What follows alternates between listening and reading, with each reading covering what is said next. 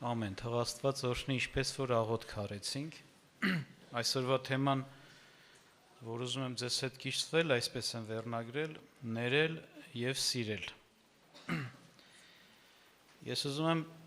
Տիրոջ կամքից, Տիրոջ պատվիրաններից հիշեցնել մի կարևոր պահանջված բան, որը, այսպես ասեմ,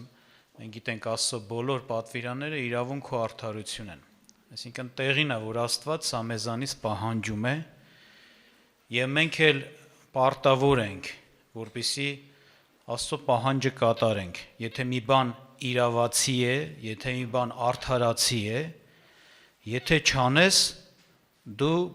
մեղավոր մեկն ես, որովհետև չես անում այն, ինչ որ արդար է եւ իրավացի է, պահանջվածը։ Եվ կուզեմ հիշեցնել ձեզ Մատթեոս ավետարանից Լեռան քարոզ, այսպես անվանված Տիրոջ քարոզից մի հատված, որտեղ Տերը բազմաթիվ բաների մասին խոսեց, Աստծո կամքից, արքայության բաներից, եւ նաեւ մի կարևոր, ասենք ասած, պատվիրանի մասին խոսեց։ Նախ մենք հիշենք, որ մեր Տեր Հիսուս Քրիստոսը նոր ուխտի դեսպանն է, այն անձն է, որին Աստված ուղարկեց, որպեսզի նրա ձեռքով մի նոր եւ կատարյալ ուխտ հաստատի իր եւ մարդկանց միջև։ Եվ Քրիստոսը, որ խոսում էր հենց այդ ուխտի պայմանների մասին, թե այժմ, հիմա, իր գալուստով, իր գործով, ինչպիսի ուխտի մեջ են մարդիկ մտնում Աստծո հետ եւ ինչ պայմաններ են նրանց առջև դրվում, ինչ պիտի անեն, եւ որ ուշադրություն եք դարձնում, ավելի կարելի ասել, սենց ասեմ, դժվար պահանջված բաներ, քան նախկինում էր, հին ուխտում էր։ Եվ կարդամ ձեզ համար Մատթեոս ավետարանից 5-րդ գլուխ 44 եւ 45 համարները, նախ 43-44 կներեք, 43-44 համարները, 5-րդ գլուխ։ Լսել եք, որ ասվեցավ. քո ընկերին սիրիր եւ քո թշնամիին ատիր։ Բայց ես ասում եմ ձեզ. սիրեցեք ձեր թշնամիներին, օրհնեցեք ձեզ անիծողներին, բարիք արեք ձեզ ատողներին եւ աղոթք արեք ձեզ չարչարողների եւ ձեզ հալածողների համար։ Ուրեմն նախ հիշեցնում է նախքին խոսքը. սիրիր քո ընկերոջը, չէ, եւ ատիր քո թշնամուն։ Բայց ասում է, բայց հիմա ես ձեզ սա եմ ասում. քո թշնամուն էլ պիտի չատես, այլ հակառակ է, ինչ ասում, սիրեցեք ձեր թշնամիներին։ Ձեզ ատողներին, անիծողներին, չարիք անողներին, վնաս տվողներին սիրեցեք, բարիք արեք։ Ձեզ անիծողներին, որ իրանք անիծում են, հակառակը դուք օրհնեցեք։ Ձեզ չարչարողներին, ասում է, ու հալածողների համար աղոթք արեք։ Այսինքն, որ տեսնում ես, պատվիրանը կարելի ասել, այո, շատ կտրուկ ձևով փոփոխություն կրեց այն առումով, որ եթե սիրիր քո թշնամուն, ատիր քո թշնամուն, սիրիր քո ընկերոջ, հիմա սիրիր քո ընկերոջն էլ, սիրիր քո թշնամուն էր։ Եվ սա այն պատվերն է, որ հենց աշխարհի մարդկանց մոտ հենց սկզբից որ լսում են, անմիջապես գայթակղություն է ստեղծում։ Անմիջապես դժվարություն է ստեղծում, ոնց կլինի։ Ինձ վատություն անեն, ինձ վնաս տան, ինձ անիծեն, ինձ հալածեն, ինձ բամփասեն ու չարախոսեն։ Եվ այլը, տարբեր տեսակ թշնամություններ անեն, ու ես դնեմ իրան սիրեմ։ Շատերի մոտ էս շատ դժվար է, ոչ թե շատերի մոտ, հավատացյալների մոտ էլ է շատ ժամանակ դժվար լինում, ինչեւ սենց ասան լ անելը, չէ, ուշադրություն տասեք, լ չեն անում, լ այդ մտքի հետ են առնչվում եւ այդ միտքը ընդունել չընդունելու պահն է եկել։ Լ ասկի միտքը ընդունելու հոժարության մեջ են դժվարանում, մնաց երբ որ պահը գա այդ ասացի համապատասխան գործ անելու մեջ, շատերի մոտ շատ դժվար է։ Եվ շատ շատերը հենց կարծես թե գայթակղում են որպես թե սիշ պահանջ է, բայց իրականության մեջ սա Տերը գիտի ինչ է խոսում։ Սա արդարացված է, իրավացի է, ճշմարիտ պահանջ է, կյանքի համար կարևոր պահանջ է։ Եվ սրա համար բնական է, Տերը պահանջելու է, դրել է, պահանջելու է։ Եվ իհարկե մենք էլ որպես Քրիստոսին ընդունած մարդիկ, նոր ուխտի ժողովուրդ, ուխտի պայմանների հետ հոժարված, մենք պարտավոր ենք սա անելու։ Պարտավոր ենք սա կատարելու։ Եթե ոչ, որպես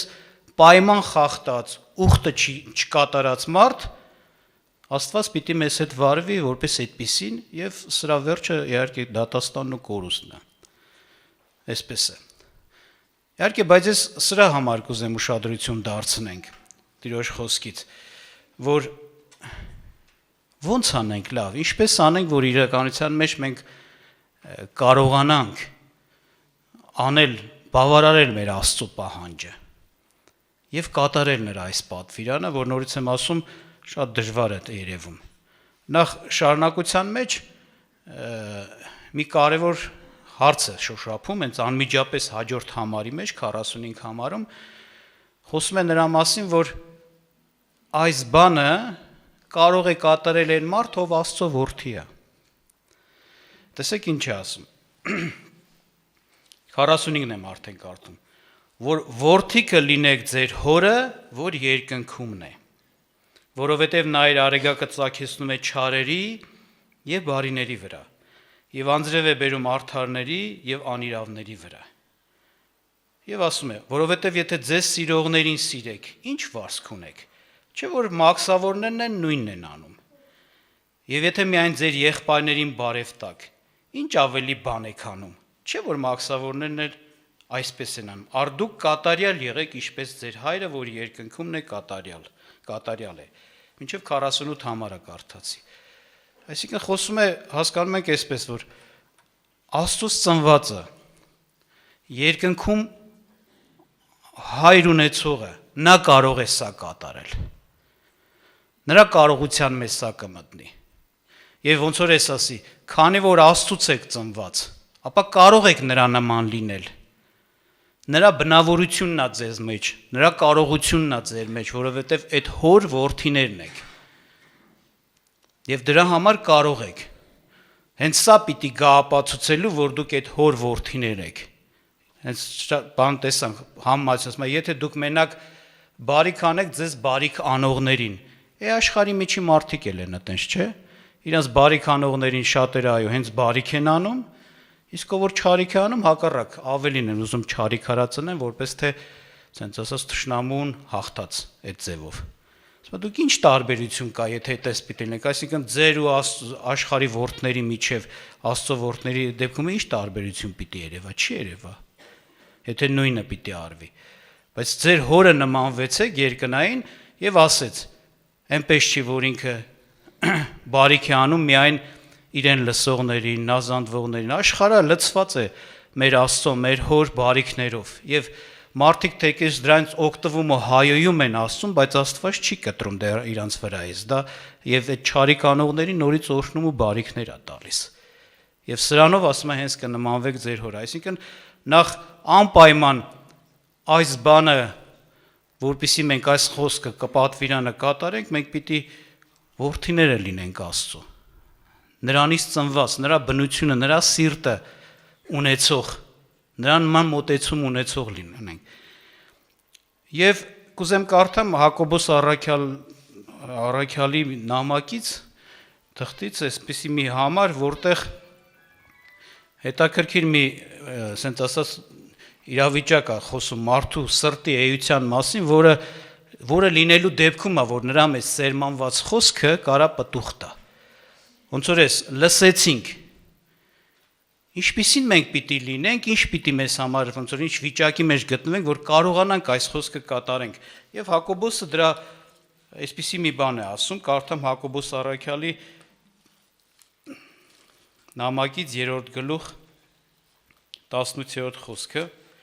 եւ արդարության պտուղը խաղաղությունով է սերմանվում նրանց համար, որ խաղաղություն են անում։ Խոսում է սրա մասին, որ սերմա գծվում։ Սերմը Աստծո խոսքն է։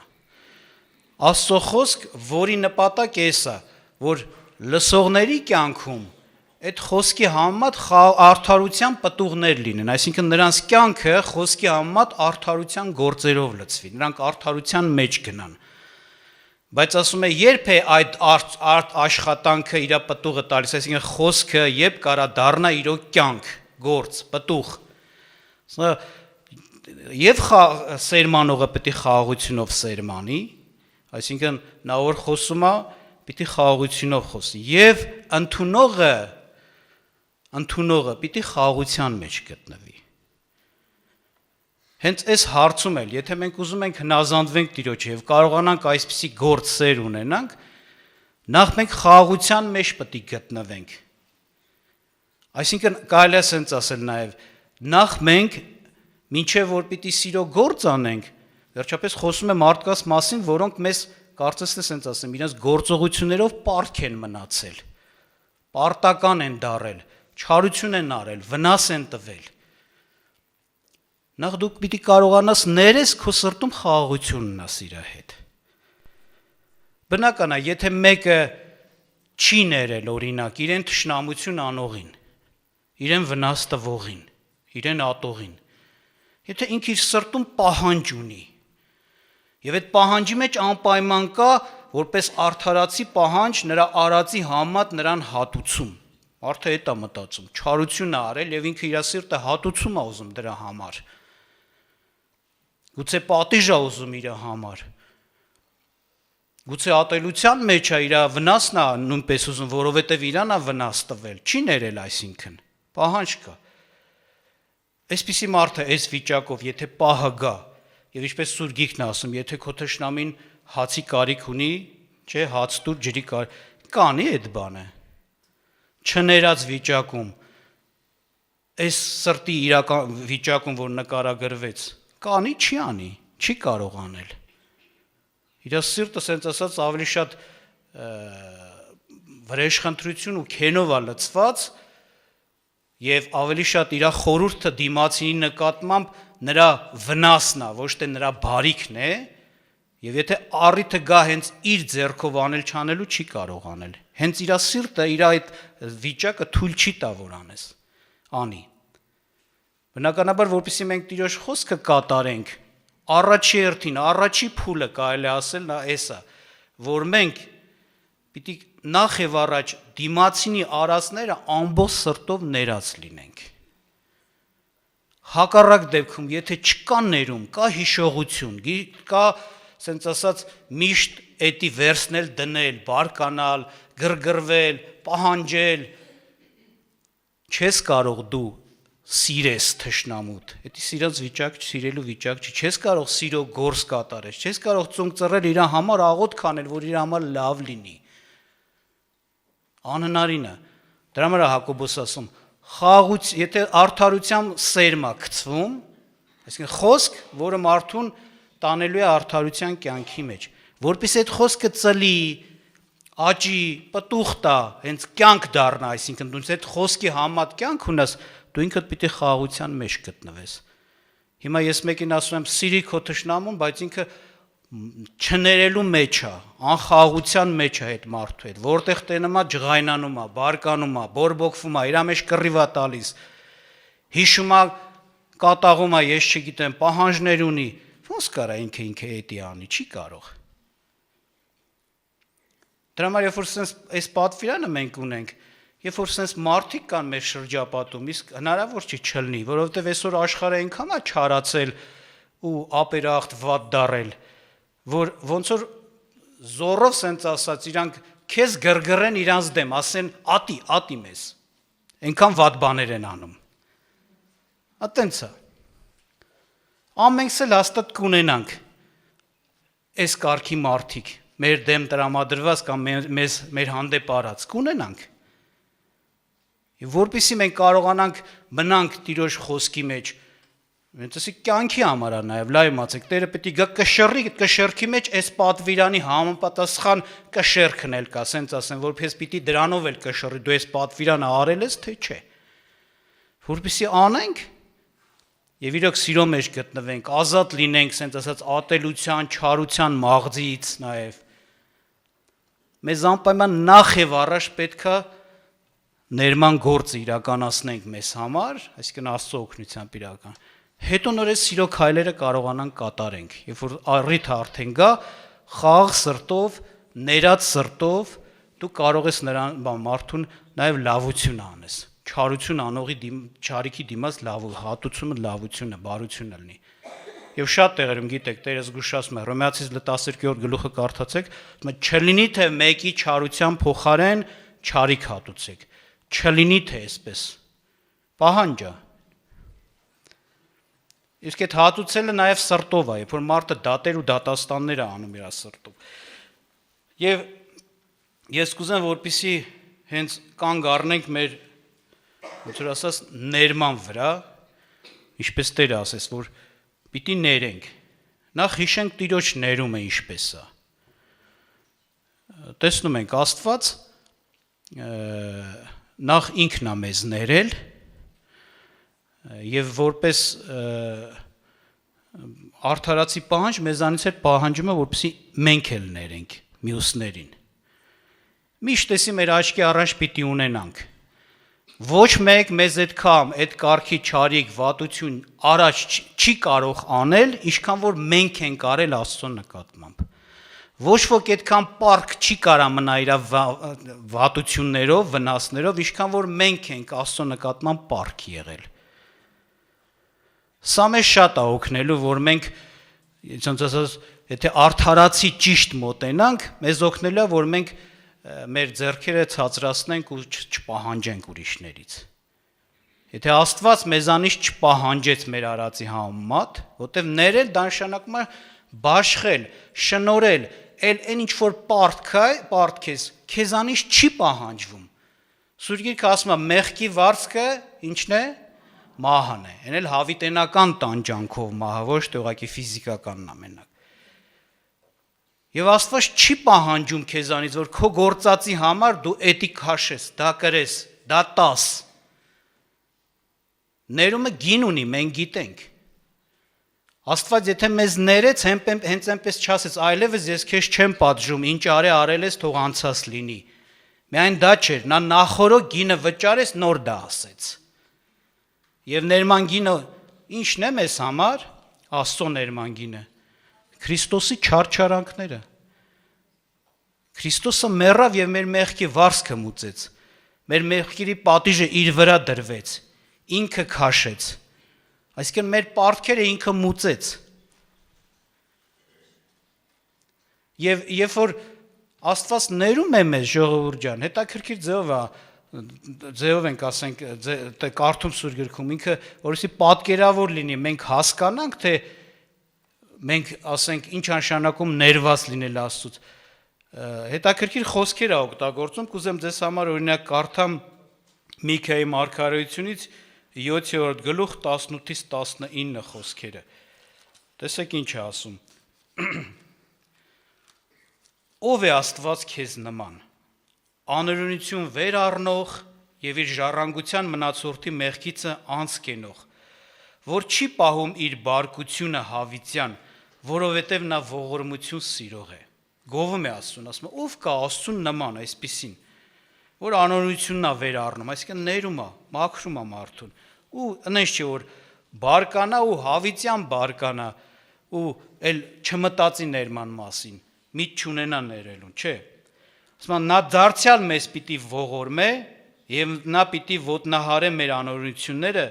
եւ մեր բոլոր մեղքերը դու կգցես ծովի խորքերը։ Հետաքրքիր է խոսում, չէ։ Ասում է, մեր բոլոր մեղքերը դու կգցես ծովի խորքերը։ Մեկ ուրիշ տեղ Եսայի մարգարեության 38-17-ում չեմ կարդա ձեզ համար կհիշեցնեմ։ Ասում է, Աստված մեր մեղքերը իր մեջքի ետևն է գցել։ Ծովի խորքը, մեջքի ետևը, այդ գիտեք խի ասենց պատկերավոր ներկայացնում, այնց չէ որ բան,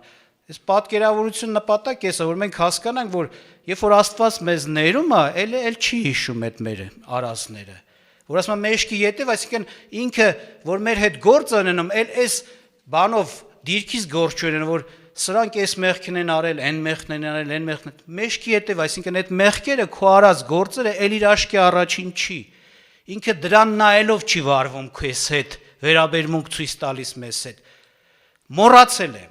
անցկացրել է, մի կողմ է դրել, իր աշկի առաջին չի։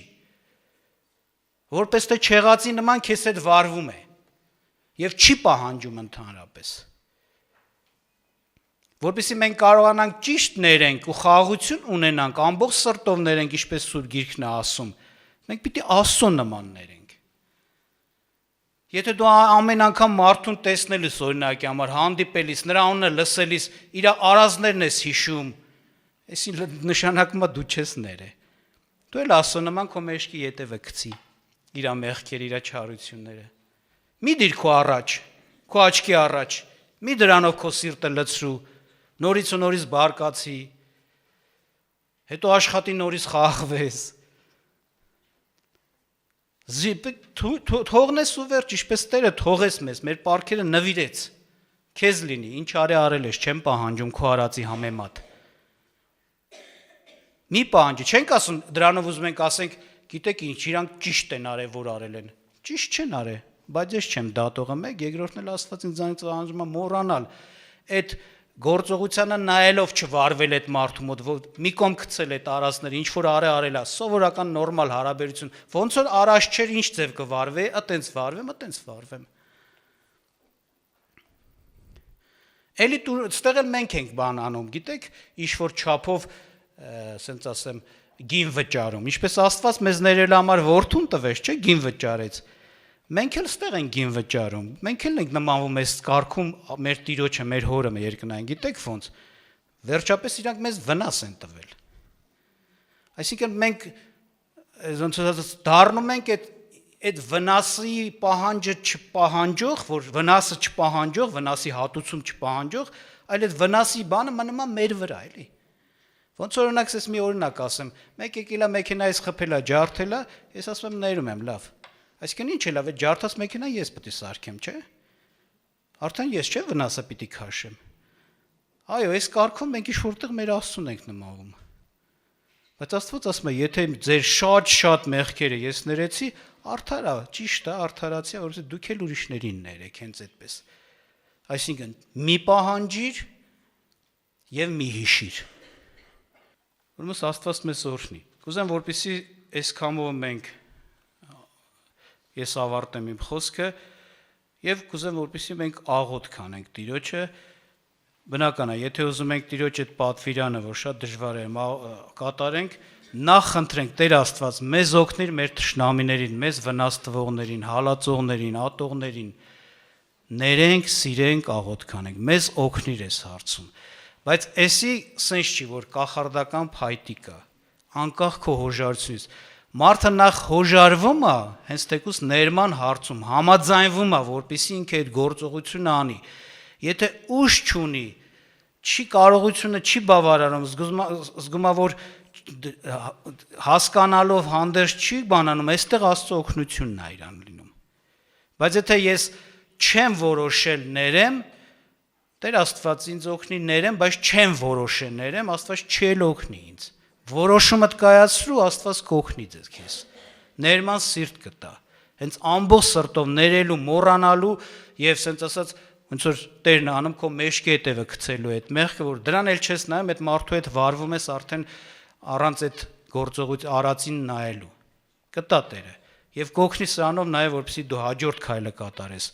Սիրես եւ օրհնես։ Աղոթք անենք։